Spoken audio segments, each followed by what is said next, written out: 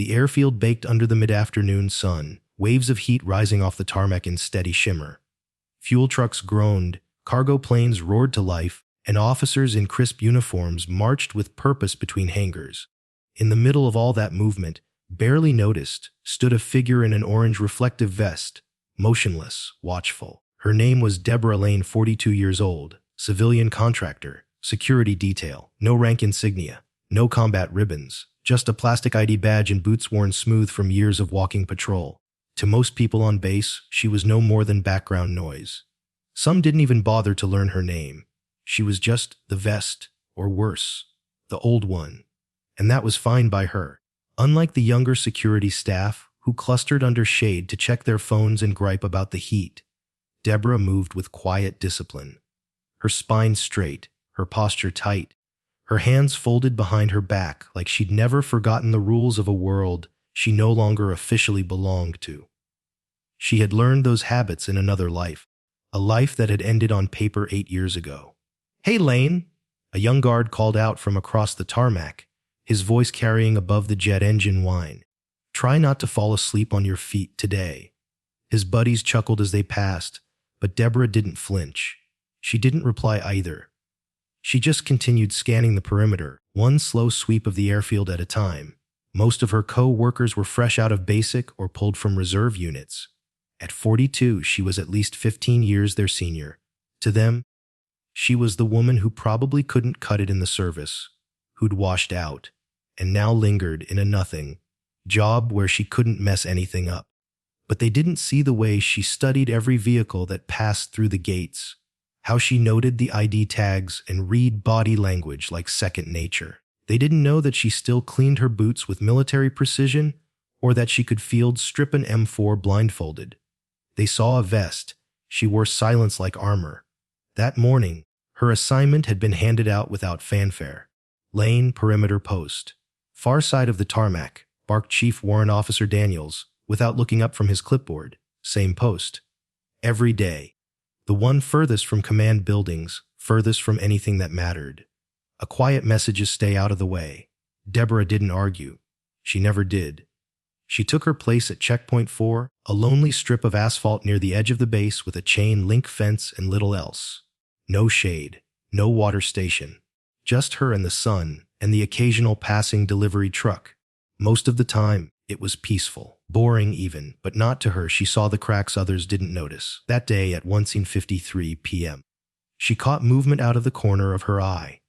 An unmarked maintenance van easing toward a restricted zone near Hangar 12. The badge displayed on the windshield looked legitimate enough, but the driver's face was wrong. Two jumpy eyes scanning, not driving. She keyed her radio, possible unauthorized vehicle approaching restricted access near Hangar 12. No match on scheduled maintenance log. Request confirmation. There was a beat. Then the reply crackled back, land stand down. That's routine. Keep patrolling. That voice belonged to Sergeant Jenkins, her immediate supervisor. Young, cocky, dismissive. Deborah didn't argue. She just quietly logged the license plate number in her notepad and repositioned to keep the van in her line of sight. 3 minutes later, Jenkins himself came running, waving his arms, yelling for the van to stop. Within seconds, the scene turned tense. Identification was rechecked. A call was made to the base commander. The vehicle was fake, the ID forged. Over the radio, Jenkins declared, security breach intercepted at Hangar 12. Situation contained. No mention of who had first spotted it. Deborah didn't blink. She'd been through this before, too many times. She wasn't here for credit. She wasn't here for thanks. She was here because she still believed that doing your job right, even when no one saw you, meant something. As the sun climbed higher, the chatter on base shifted. A VIP was en route, a 4-star general, no less. The kind of visit that made everyone polish their boots and double-check uniforms. While the younger guards scrambled to look busy, Deborah sipped from her canteen and stayed right where she was. Later, when the general's convoy finally arrived, black SUVs gleaming like beetles in the heat, Deborah watched from her distant post, half hidden behind a utility trailer. And then it happened. As the lead SUV door opened, the general stepped out slowly, leaning on a polished wooden cane. His hair was silver, his posture sharp, his metals unmistakable, And when his eyes scanned the airfield, past the honor guards, past the brass, he stopped. Stopped dead. His cane slipped from his hand and hit the pavement with a crack, because his eyes had landed on Deborah Lane. And though she hadn't worn a uniform in 8 years, though her name was erased from the official records, he knew exactly who she was. And in that one moment, on the far edge of the base, dressed like she didn't belong, Deborah Lane was no longer invisible. She was the woman who had once saved his life. For Deborah Lane, patterns mattered. The timing of fuel trucks, the usual faces in maintenance crews, the rhythm of who walked where and when. She noticed the things that didn't belong, because that's what real security was.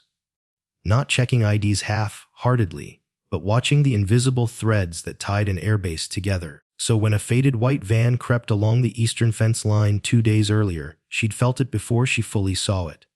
Too slow, too cautious.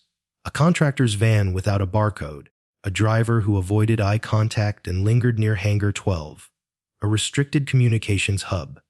She watched it move like a piece that didn't belong on the board. Reaching for her shoulder mic, she pressed the button. Security command, this is checkpoint 4. Possible unauthorized vehicle approaching Hangar 12. No matching vehicle on maintenance schedule. No clear ID on driver. Silence. Then, copy that lane. Stand down. It's routine maintenance. Nothing flagged on today's manifest. That was Sergeant Jenkins. Young, confident. And, like most people on base, dismissive of Deborah's instincts. She didn't argue. She never did. But she did something else. She stepped back from her post, adjusted her angle, and made sure she had a line of sight on both the van and the side entrance to Hangar 12. Just in case, 3 minutes later, all hell broke loose. Jenkins came sprinting, his reflective vest flapping behind him, yelling for the van to halt. 2 security personnel followed, barking orders, guns half drawn. The driver froze, clearly rattled. Identification was demanded, credentials didn't check out. Within minutes, the van was impounded, the driver detained. Unauthorized personnel attempted access to restricted area. Jenkins barked over the radio. Situation contained. Suspect in custody. Applause broke out over the channel. Good catch. Jenkins. Someone called. Deborah didn't say a word. No one mentioned her initial call. No one asked what first tipped her off. No one rewound the tape to hear her earlier warning. The one they'd waved away. And of course, Jenkins got the credit. It wasn't the first time. It wouldn't be the last. Because Deborah Lane didn't raise her voice. She didn't chase recognition. She watched, she waited, and she warned. And when the system failed to listen, she kept going anyway. This wasn't new. There had been the incident with the fuel drone 2 months prior. She'd noticed it hovering 20 feet too close to a classified cargo plane. It didn't match any flight pattern logged for that day. She'd flagged it, logged it, and radioed it in. Jenkins had said the same thing then. It's scheduled. We're testing a new autopilot route. The next morning, that same drone veered off course and nearly clipped a taxiing aircraft. It made the weekly incident report. But her name, absent. Same thing last winter, when she spotted an unfamiliar badge on a courier trying to access the satellite comms building. Her report had gone unanswered for 45 minutes. Long enough for the guy to disappear. The following week, the base locked down for 4 hours after a breach triggered the silent alarm on the same building. That too was contained. That too earned someone else praise. But Deborah, she kept showing up. She kept logging anomalies. Not for the recognition, but because someone had to see what others refused to. Her philosophy was simple. You didn't need stripes to protect something. You just needed to care enough to see. That's why she checked the back gates twice instead of once. That's why she memorized the weekly movement logs. That's why she stood when others sat. Listened when others talked. It wasn't stubbornness. It was instinct. A leftover reflex from a career that had officially never existed. That evening, back in her quarters, a converted storage room with a cot and a small locker, Deborah hung her vest over the hook and sat quietly on the edge of her bed. Outside, the base buzzed about, Jenkins' quick thinking. The driver from the van was being questioned. Security sweeps were being ordered for the next 48 hours. But the voice in her head kept going back to the moment the van rolled past her checkpoint. The hesitation in the man's eyes. The way he clutched the steering wheel just a little too tightly. He was trained, not in janitorial work, but something far more dangerous. She'd seen that look before. Not in uniform. Not at this base. But years ago, across an ocean. In a place no one was supposed to know she'd ever been. And now, he was here. That fact told her something chilling. Whatever was happening on this base, it was bigger than a simple perimeter breach. And someone had sent him in believing no one would notice. Someone had bet against Deborah Lane. They had made the wrong bet. It was barely past 5:30 p.m. when the base loudspeakers crackled to life. Attention all personnel, VIP arrival scheduled for 1800 hours. All security posts maintain heightened alert. Department heads report to conference room Alpha for briefing. The shift was instant. Where just an hour before there had been sluggish routines and distracted glances at cell phones, there was now urgency. Boots quickened. Shirts were tucked in. Name tags were straightened. Even the flag outside the command center seemed to snap more sharply in the breeze. Deborah Lane, however, remained exactly where she was, at checkpoint 4, watching the far edge of the tarmac with the same steady eyes she'd had that morning. The same alert spine, the same quiet focus. While others scrambled for last-minute polish, she was already ready. This wasn't just any visitor. Word had spread fast. General William E. Hayes, 4 stars. Decorated war hero, currently serving as senior advisor to the Joint Chiefs. A man who didn't make appearances unless it meant something serious.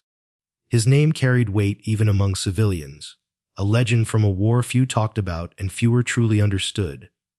The base commander, Colonel Mitchell, had made it clear during the security briefing, everything needs to be flawless. The general doesn't believe in ceremony. He believes in precision. That means no missed signals, no forgotten checkpoints, no improvisation. When the duty assignments were handed out, the prized positions, near the command building, hangars, and main access roads, went to younger officers, eager to be seen. Deborah, as usual, was placed at the outer perimeter, near the storage yards and fuel silos. No one said it aloud, but the message was clear: out of sight, out of mind. She accepted it without complaint. As always.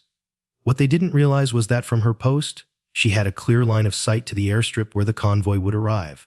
No crowds, no chatter, just a clean angle, and her binoculars hanging loosely from her belt. At 5:55 p.m. she heard it, the low hum of engines in tight formation. The convoy was early. On purpose, she guessed. Avoid predictable arrivals.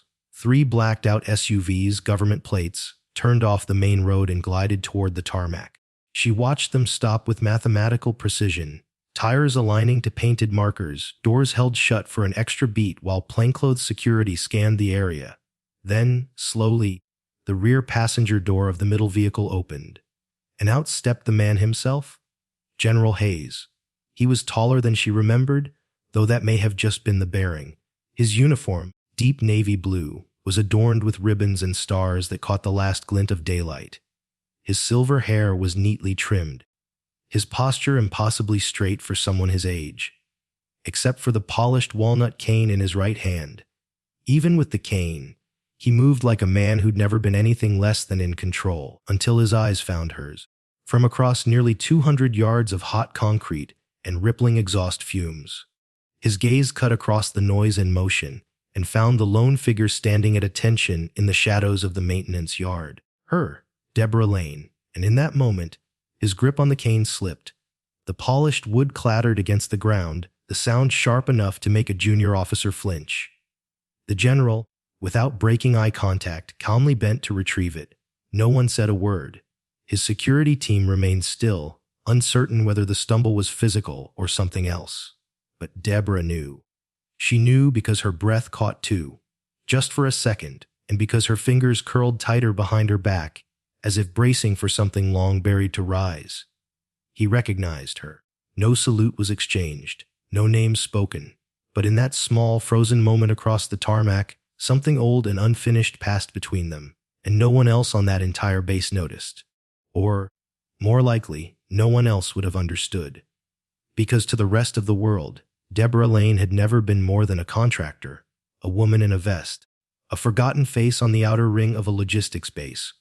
But to General Hayes, she had once been Captain Deborah Lane, and 8 years ago, during an operation that the Pentagon still denied had ever happened. She and her team had carried him bleeding through hostile territory to a medevac point just moments before enemy artillery cratered the hillside behind them.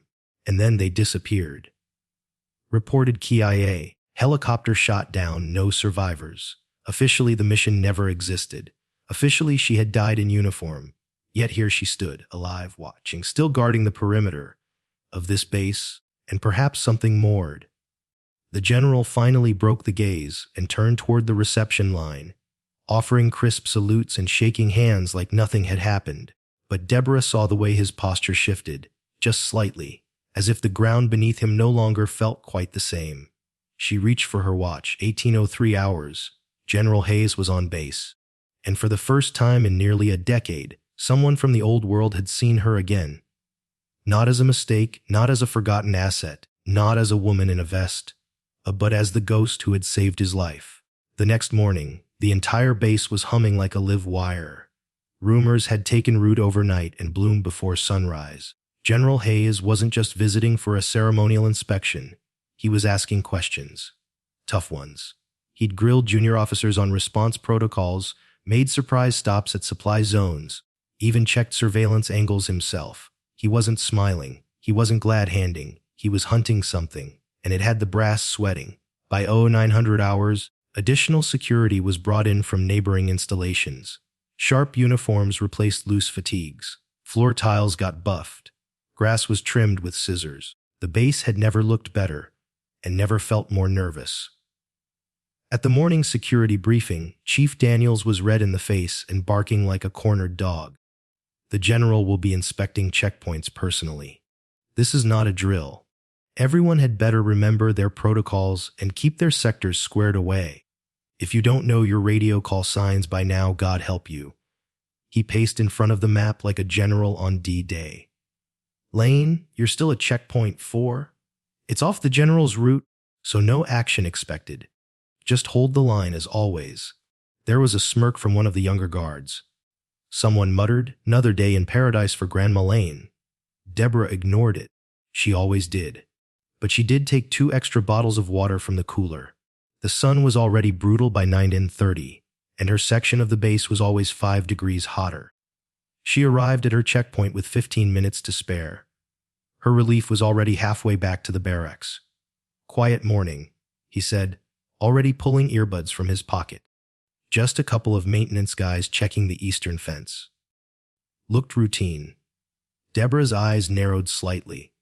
There hadn't been anything scheduled for fence maintenance today. She nodded without comment and immediately began a perimeter sweep.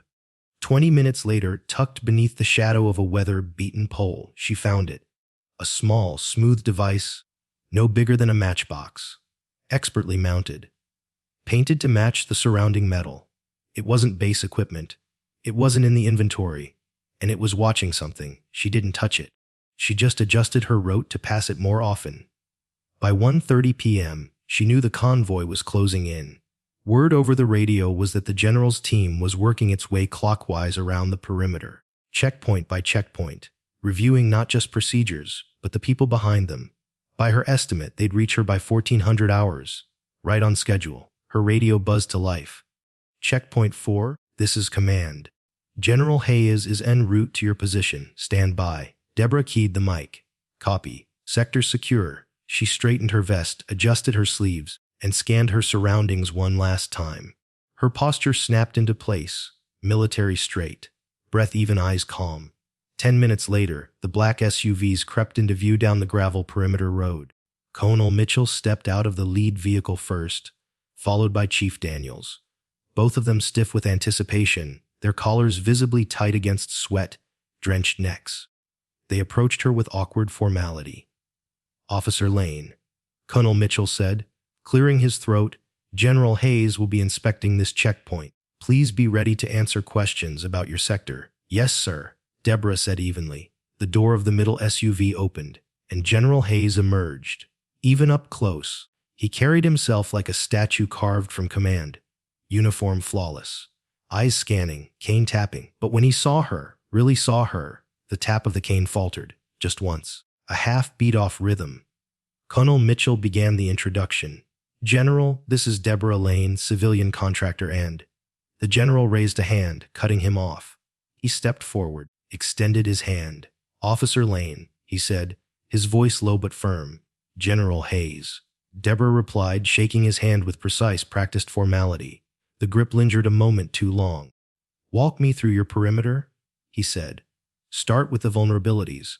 She didn't miss a beat. Raleigh Station 50 yards east.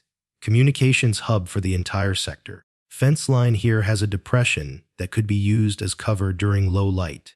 And this stretch borders undeveloped terrain, meaning there's no buffer between the base and potential approach from civilian areas. He nodded, his expression unreadable. And your response procedures? She rattled them off without hesitation, step by step, including backup protocols for power failure, radio blackouts, and drone interference. She even included contingencies most guards had never heard of. Colonel Mitchell shifted uncomfortably. Chief Daniels tried to hide his surprise. But the general's face remained still, watching her, not just listening, remembering. Finally he spoke. I'd like to inspect that fence depression myself. Officer Lane, walk with me. The others blinked. Daniels opened his mouth, but the general was already moving. Deborah matched his pace. They walked in silence for nearly 30 yards before he finally spoke. His voice was quiet. I read the report. Your helicopter was hit. No survivors. She didn't answer. Not with words. Just a long glance, one that said that's the story they gave you. The general stopped walking, turned to her. His voice, when it came, was softer than before, but steadier than ever. I believed you were dead. So did I, she replied. They reached the eastern edge of the perimeter, the place she'd mentioned earlier, the spot where the chain link fence dipped slightly with the natural slope of the land, offering just enough cover for someone who knew how to use shadows. General Hayes stood silently for a long moment, staring out at the dry grass swaying beyond the wire. Then, without turning his head, he asked the question she'd been expecting. Tell me, Captain Lane, what really happened after Operation Shadowfall? She didn't answer right away. The only sound was the wind against the fence and the soft click of the general's cane against the gravel. Then she spoke, calm and measured. After we extracted you from the compound, we moved south to the border, as instructed. Chopper arrived, no resistance on the evac. Clean getaway. A pause. The next words came slower, but when we landed at the secondary base, we weren't met by command. It was a different crew. Unmarked gear. No unit patches. They told us the mission was classified beyond top secret, that we'd never existed, that Operation Shadowfall officially never happened. The general turned to face her. And they erased you. She nodded. Said we had two choices: disappear or be court-martialed for executing an unauthorized incursion into territory where the U.S. government swore we had no presence. The paperwork was already signed. The incident report was already written. Helicopter shot down. No survivors. End of story. His jaw tightened. Rage flickered behind the quiet of his eyes. And your team? Scattered, forced into new identities. Some left the country. I haven't spoken to a single one of them since the day we were debriefed. He let out a long, bitter breath. I've spent 8 years wondering what happened to the men and women who pulled me out of that pit. I saw your faces every night. I tried to find records, trace logs. Hell, I even pulled favors from the intelligence community. Every lead turned cold. And now I find you, standing alone at a forgotten checkpoint like you never existed. Deborah's voice was steady, but something in her eyes flickered too. Because officially, I don't. He stepped closer, lowering his voice. They used you, Captain. Used your team to do what no one else could. Then buried you because the truth was inconvenient. That mission saved lives. You saved mine. And they thanked you with silence. I accepted that a long time ago, she said. But even as she said it, the words rang hollow. Acceptance wasn't the same as peace. That's not good enough, he said. Not anymore. She looked at him, curious. What are you saying, sir? I'm saying, if there's still a fight left in you, I want you on my side. I'm here for more than a visit, Captain. This base has a leak. Sensitive information's been flowing out through unauthorized channels. Someone is using this facility to run a covert operation, And I don't trust anyone in the command structure to deal with it. But you see things others miss. You've already found surveillance gear no one else caught. And you don't flinch when it matters. She didn't reply right away. Her face gave nothing away. But behind her stillness, gears were turning. You're suggesting an off-the-record investigation. I'm suggesting we clean up the mess that the official channels don't want to acknowledge, he said. And what happens when we find out who's behind it? The general's voice grew quieter, colder. Then we shut it down. And afterward, I go to war with whatever bureaucrats buried your name. You deserve your record back, your honors reinstated. Your team does too. I have 4 months left in uniform. And I intend to use every last ounce of political capital to make this right. For the first time in years, Deborah Lane felt something stir deep inside her. Not pride, not recognition, but something far more dangerous. Hope? Sir, if I agree to this, it means going back into the shadows. You never really left them, he said, eyes softening. But this time, we bring the truth into the light. She was quiet for a long beat. Then her hand went up in salute, not sharp, not ceremonial, but precise. Then I'm yours, General. One last mission. He nodded, but his voice held the weight of something personal. And one last promise, Captain Lane. Before I leave this base, I'll make sure the world remembers your name again. The room inside the VIP quarters was dim, quiet, and locked down tighter than most command bunkers. General Hayes poured a glass of water and offered it to Deborah Lane. She accepted with a silent nod but remained standing, her posture still military, still precise. She didn't relax, not even now. Not when the past had just walked back into her life. You said the base has a leak, she prompted. The general nodded, his expression grave. 3 weeks ago, he began a series of encrypted contingency plans. Real-time NATO troop movements were intercepted by foreign intelligence. Deborah said nothing, but her jaw tensed slightly. She knew what that meant. Those weren't just maps or orders. That was lives on the line. Cyber Command traced the breach back to this base, Hayes continued. Not directly, of course. Whoever's running the operation is smart, piggybacking on outdated backdoor protocols buried deep in the communications hardware. The relay station, she said flatly. The general nodded. You're already ahead of most of my team. She took a slow breath. How is this connected to Operation Shadowfall? Hayes took a beat before answering. The leaked material wasn't just any NATO logistics data. It came from planning cells inside the same agency that handled your unit back then. The same agency that erased you. That stopped her cold. You think they're behind this? I think someone is using the same infrastructure, he said. Someone who knows how to manipulate redacted channels and covert protocols. Someone trained by the system and then thrown away by it. Her eyes narrowed. You think it's one of us? Possibly. Maybe even someone from your own former team. Or someone like you, burned, buried, forgotten, and angry. This kind of operation doesn't just take skill. It takes knowledge you can't Google. And motive. Silence stretched between them. Deborah slowly set her glass down on a side table, every movement measured. They buried us, she said. And now someone's using the grave they dug to smuggle secrets out of NATO's back pocket. Exactly, Hayes replied. And if we don't stop it, they won't just compromise communications. They'll collapse alliances. He leaned forward. That's where you come in. You want me to go undercover? She said. On a base I already live on? More than that, he replied. I need someone who can see through the noise, who isn't caught up in career ladders or scared of bruising egos. Someone with real instincts, the kind you don't learn in an online course. She gave him a look. And this will be off the books, of course. Completely, he said. No paper trail, no backup, just me, you, and the facts we can dig up before this thing spirals out of control. How deep do you think it goes? The general hesitated, then answered with honesty she could feel in her bones. I don't know. That's what scares me. Deborah turned toward the window. The base lights blinked in quiet order across the airfield, casting long shadows. Somewhere out there, someone was running a second operation beneath the official surface. A cancer inside the walls. If you're right, she said, This won't just be about finding a leak. It'll be about choosing who to expose and who to protect. It always is, Hayes said quietly. But this time you won't be alone. She turned to face him. There was no doubt in her voice now, only purpose. Then let's get to work. He gave her a long look, part gratitude, part recognition. I've already arranged access to personnel files through my clearance. We'll start there. Cross-reference recent transfers, especially anyone with prior Black Ops experience who shouldn't be anywhere near a logistics hub.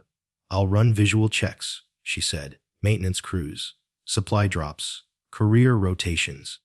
Any face that doesn't belong, I'll spot it. And if you find someone you recognize, then we ask a different set of questions, she said. The kind we don't log on a clipboard. Hayes allowed himself the faintest smile. This is what they tried to destroy in you, you know. This quiet fire. Deborah didn't smile. They didn't destroy it. They just taught me to keep it buried. As she walked back to her quarters that night, the weight of the conversation pressed against her like the summer heat. For 8 years, she had moved through life like a ghost, working quietly, never asking for attention, letting others take the credit. It had protected her, kept her alive. But now she had a mission again. And someone out there, someone inside these fences, was about to learn the hard way. You don't bury a soldier like Deborah Lane. You just make her more dangerous. The morning after her late-night meeting with General Hayes, Deborah Lane reported for duty at Uller 700 sharp, this time in full uniform. No vest, no civilian tag. It was subtle, but the message was clear. Someone had changed her file overnight. She didn't ask who. As she stood at her post, the base buzzed with a heightened energy. More patrols, more protocols, more tension hiding behind practiced smiles. No one mentioned the general's late night inspection, but eyes were sharper, and conversations ended the moment she entered the room. She was invisible yesterday. Today, people were wondering who she really was. By mid-morning, the temperature had climbed past 90. Most of the younger guards had retreated to shade or quietly pulled off their jackets. Deborah remained steady in the sun, scanning her perimeter, alert. She was watching for anything unusual, and at 10:47 a.m., it appeared. A maintenance truck standard issue. Base ID tag displayed, driver in proper uniform. From a distance, nothing out of place. But as the vehicle approached the comm relay station, the man behind the wheel hesitated at the security gate. Something was wrong. He was early. There were no scheduled service calls until noon. Deborah stepped forward, her hand calmly raised in a signal to halt.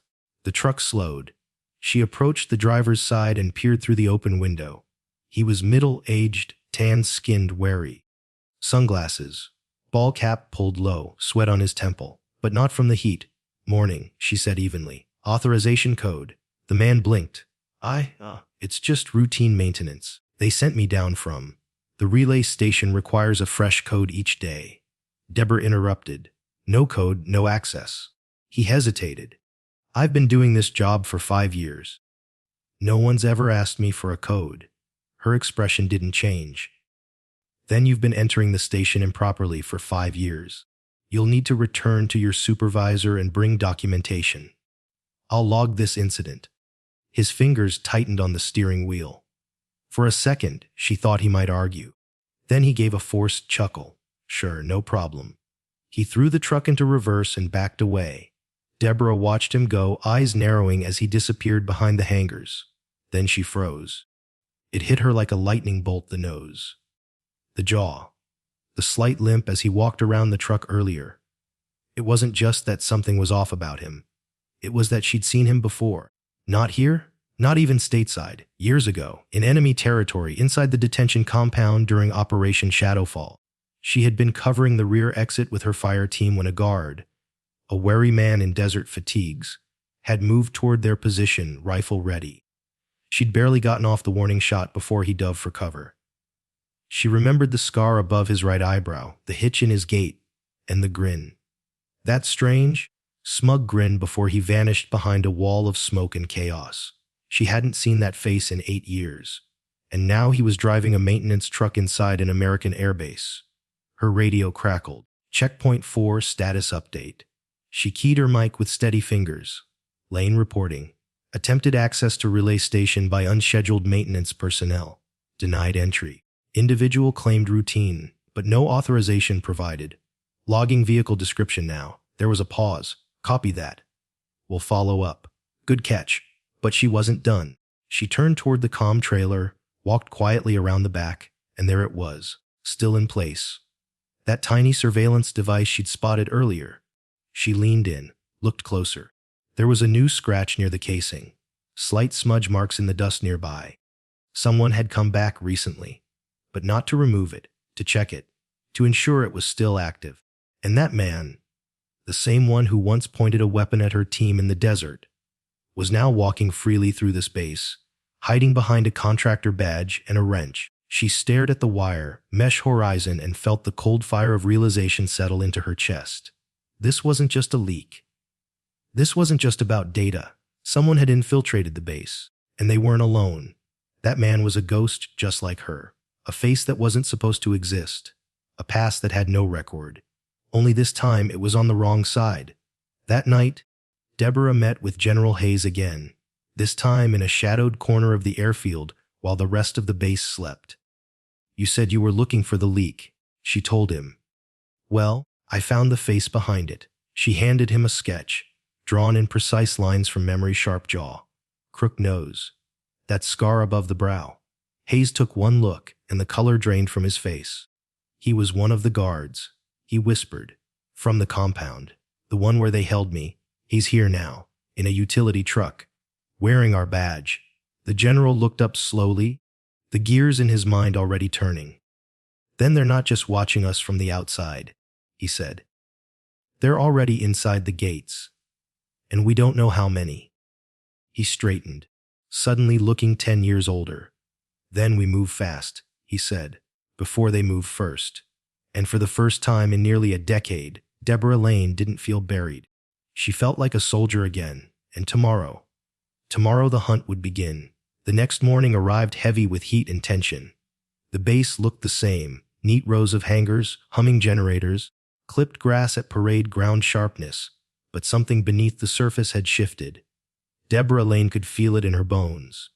Every salute came a fraction too slow. Every glance lingered just a moment too long. Someone else knew now, or at least suspected. The shadows were no longer one-sided. By noon, she was back in the general's private quarters. The windows blacked out, blinds drawn, coffee going cold on the table between them. General Hayes stood with his hands clasped behind his back, staring down at a satellite image of the base perimeter. Several sections had been marked in red. One had a yellow X, the comms relay station. I had my people sweep the entire eastern perimeter after you filed your report, he said. They found 2 more surveillance devices, tucked under old conduit access points. Whoever installed them knew what they were doing. Military precision, Deborah nodded.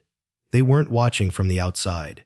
They were monitoring movements, response time, patrol gaps. Which means they were planning something, Hayes added. And I'm done sitting back waiting for the next breach. He turned to face her. I'm going to authorize a full internal investigation. I'll burn my own clearance if I have to. That won't be enough, she said flatly. He tilted his head. You want to scare them. Then we stop hiding. We let them know someone's watching back. No more subtle moves. We get bold, she leaned in. The same way she used to brief her team back in the field. We set a trap. Let them think they've got one more clean window. We bait them with fake traffic through the relay line, coded as high-value NATO intel. They'll bite, and when they do, we'll be waiting. The general finished, already picturing it. Clean, surgical, unmistakable. He paused then, long enough that the room settled again. But that's only part of what I brought you here to say. Deborah met his gaze. There was something different in his voice now, softer but heavier. You've been carrying this silence for 8 years, he said. You and the others, you saved lives, saved me, and they paid you with erasure. It was the cost, she said quietly. We all knew it might end that way. That doesn't make it right. He walked to the corner of the room and picked up a manila folder, worn at the edges, the kind of folder that looked like it had passed through a dozen secure rooms before finding its way here. He handed it to her. Inside a reinstatement order, not for a contractor, not for a ghost, but for Captain Deborah Lane, her full military record, her citations, her unit designation. Operation Shadowfall, still redacted but acknowledged in name, signed by a major general at the Pentagon, with Haya's signature just beneath. Her throat tightened. You did this. I told them I'd resign if they didn't approve it. And I meant it? She looked back down at the file. This doesn't happen. Not for people like us. No, he said. It doesn't. Not unless someone makes it happen. And the others? He stepped closer. Once this operation is shut down, once we expose what's happening inside this base, I'll fight to bring them back too. Not just in name. Full recognition, full reinstatement. Hell, I'll stand on the steps of the Capitol and say it myself if I have to. Her voice dropped to a near whisper. You're willing to blow it all open. I'm 4 months from retirement. He said with a half smile. I don't need safety. I need justice. She closed the folder. Her hands trembled slightly, not with fear, but with something rarer. Dignity restored, identity reclaimed, a name returned to the world. You really believe they'll let you do it? No, he said. But I don't need their permission. I need their attention. She looked out the window past the rooftops, toward the dusty horizon. When this is over, I don't want a medal, she said. I don't need my face on a wall. What do you want? I want them to stop pretending we were mistakes. I want them to know we didn't vanish, we adapted. We endured. Hayes nodded slowly. And now it's time to return. She set the folder down, stood at attention. Then I'm in, sir. All the way. He extended his hand once more, not in command, not in formal greeting, but in solidarity. Welcome back, Captain Lane. She shook it, firm, resolute. And for the first time since she climbed aboard that chopper 8 years ago, Deborah Lane felt whole again. That night, as the sun dipped behind the hills, she changed into her old uniform, the one she'd kept sealed in a metal case, buried under old manuals and dust. The fabric smelled like memory, the stripes still sharp, the unit patch long removed, but the ghost of it still pressed into the shoulder. She looked in the mirror, and for the first time in nearly a decade, she didn't see a ghost. She saw a soldier, alive, present, and about to finish what the government never dared to admit had begun. Sometimes the world forgets us. It forgets our service, our sacrifices, and the quiet strength we carried when no one was watching. It overlooks the ones who didn't chase the spotlight, the ones who did the job right, walked the harder path, and never asked for thanks. Deborah Lane's story reminds us of a truth many of us learned the hard way. You can be erased from the record, but never from the mission. She was buried by the very system she served, made into a ghost. But when the storm returned, when the stakes were high and the rules no longer protected anyone, they didn't call the loudest. They called the one who had never stopped standing watch. You see, honor doesn't expire. And courage, it never retires. Whether you served in uniform, raised a family through hard decades, or simply kept showing up when no one clapped, your story still matters. Your strength still matters. And somewhere out there, someone might be alive today because of the quiet stand you took when no one noticed. So here's the lesson. Don't ever believe that being forgotten means being finished. Sometimes, your return won't come with a parade. Sometimes, it starts with a whisper and ends with a legacy they can no longer ignore. Have you ever felt like the world moved on without remembering what you gave it? Share your story below. Your quiet strength might be the very thing someone else needs to hear today. And if you believe stories like Deborah's deserve to be told, the untold, the overlooked, the brave, hit that subscribe button and join a community that honors those who still stand watch, even in silence. We don't just tell stories. We bring the forgotten back into the light. Subscribe, comment, and stand with us, because ghosts don't stay ghosts forever.